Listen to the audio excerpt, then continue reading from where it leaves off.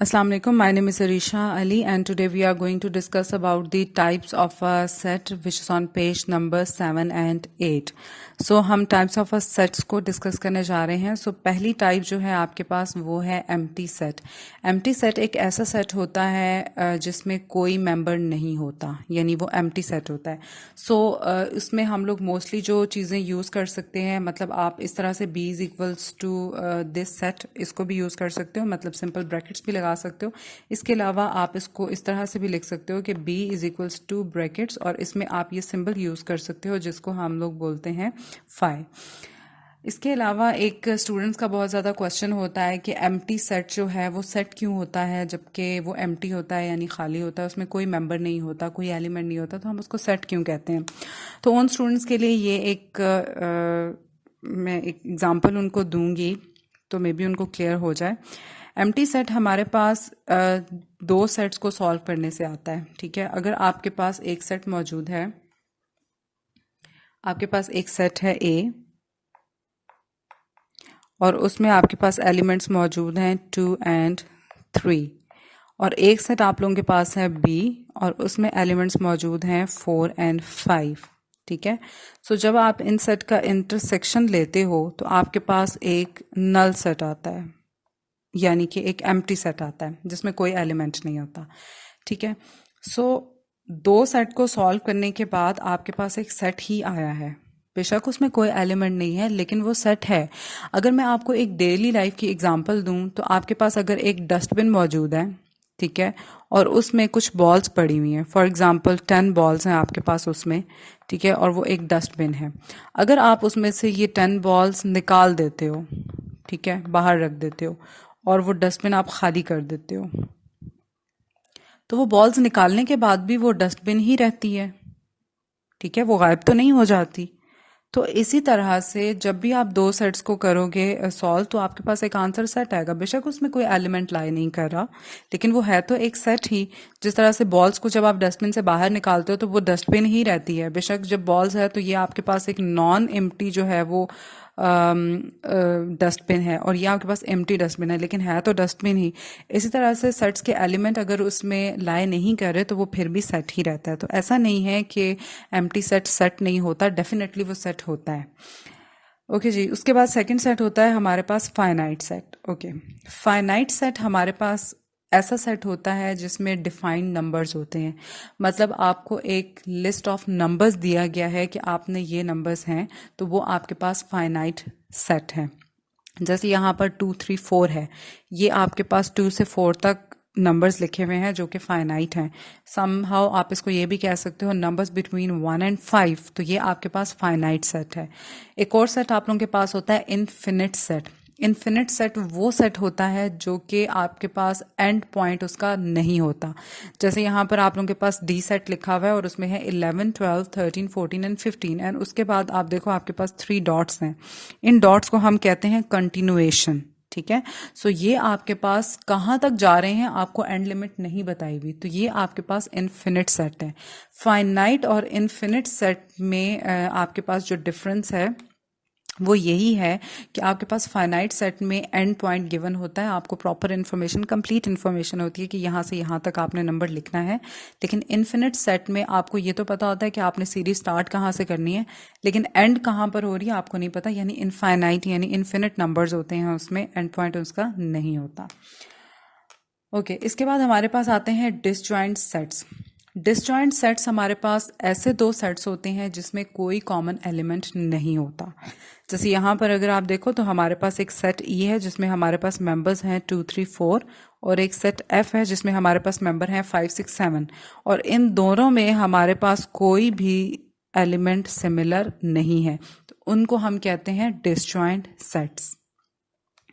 उसके बाद आपके पास नेक्स्ट आता है ओवरलैपिंग सेट्स. ओवरलैपिंग सेट्स में आपके पास दो सेट्स होते हैं लेकिन उनमें सिर्फ एक एलिमेंट ऐसा होता है जो कि सिमिलर होता है. जैसे यहाँ पर हमारे पास एक जी सेट है, उसमें 1 2 3 एलिमेंट्स हैं, और एक एच सेट है उसमें 2 3 4 एलिमेंट्स हैं, और इन दोनों में हमारे पास जो कॉमन एलिमेंट है वो 3 है. ठीक है, सो ओवरलैपिंग सेट में हमारे पास सिर्फ एक एलिमेंट कॉमन होता है. उसके बाद हमारे पास आता है इक्विवेलेंट सेट. इक्विवेलेंट सेट्स हमारे पास ऐसे सेट्स होते हैं जिनकी कार्डिनैलिटी जो है वो इक्वल होती है। कार्डिनैलिटी मीन उनके एलिमेंट्स और उनका साइज जो है वो इक्वल होता है। जैसे यहाँ पर अगर हम जे सेट देखें तो हमारे पास जे की कार्डिनैलिटी है 3, और अगर हम के सेट देखें तो हमारे पास के सेट की कार्डिनैलिटी है 3। तो ये हमारे पास जो इन दोनों की कार्डिनैलिटी है वो इक्वल है, तो इसको हम लोग कहते हैं इक्विवेलेंट सेट्स। उसके बाद हमारे पास आते हैं इक्वल सेट्स। इक्वल सेट्स में हमारे पास जो दोनों सेट्स होते हैं उसमें सेम नंबर ऑफ एलिमेंट्स होते हैं, यानी सेम एलिमेंट्स होते हैं, वो नंबर भी सेम होते हैं, यानी उनका साइज कार्डिनैलिटी भी सेम होती है और वो होते भी एक जैसे हैं। फॉर एग्जांपल यहाँ पर आपके पास अगर एल सेट को हम देखें तो हमारे पास 2 4 6 है, ठीक है। और अगर हम एम सेट को देखें तो ये हमारे पास जो है ये हमारे पास टैबुलर नोटेशन में लिखा हुआ है, यानी टैबुलर फॉर्म में, और ये हमारे पास सेट बिल्डर फॉर्म में लिखा हुआ है। तो अगर हम इसको रीड करें तो हम पढ़ते हैं set of x such that x is set of all x such that x is a positive multiple of 2, यानी एक्स आपके पास पहली इंफॉर्मेशन तो हमें ये वाली मिली कि x जो है वो आपके पास पॉजिटिव मल्टीपल ऑफ 2 है, और वो आपके पास दूसरी इंफॉर्मेशन हमें ये मिली कि x लेस देन 7 होना चाहिए, ठीक है। यानी मल्टीपल ऑफ 2 हो और x लेस देन 7 हो तो उसमें डेफिनेटली हमारे पास एक ऐसा सेट आएगा 2 है जो कि मल्टीपल ऑफ 2 है, देन आपके पास 4 है जो कि मल्टीपल ऑफ 2 है, देन आपके पास 6 है जो कि मल्टीपल ऑफ 2 है, ठीक है। तो इस तरह के सेट जो है वो हमारे पास इक्वल सेट होते हैं जो हमें सेम इंफॉर्मेशन देते हैं। उसके बाद आता है हमारे पास यूनिवर्सल सेट। यूनिवर्सल सेट हमारे पास एक बिगर सेट होता है जिसमें सब सेट्स के जो हैं वो जो छोटे छोटे सेट्स हमने किए होते हैं उसके सारे एलिमेंट्स मौजूद होते हैं। फॉर एग्जांपल आपके पास यहाँ पर एक सेट मौजूद है जे बेसिकली जो है वो आपके पास एक सेट है जिसमें आपके पास 3 जो है वो मंथ्स लिखे हुए हैं, जैसे जनवरी, then July and then June, ठीक है। इसी तरह से हमारे पास सेट ए है जिसमें आपके पास एक अप्रैल है और एक अगस्त है, ठीक है। ये आपके पास 2 छोटे छोटे सेट्स हैं।